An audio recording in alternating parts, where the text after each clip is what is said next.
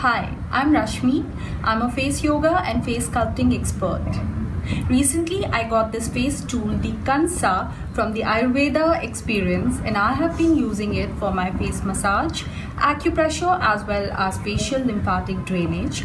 And the best part about this Kansa is that the head of this Kansa is made up of an alloy of copper and tin, which when used on the face has healing effect. Today I'm going to share with you this quick massage technique with this Kansa. So let's begin with these horizontal strokes over the forehead. After a while, you can go for these upward strokes. Then massage with these circular movements. And now move on to your eyebrows. After this, move on to your under eye area. Lift your cheek muscles with these strokes. Move on to your jaw muscles.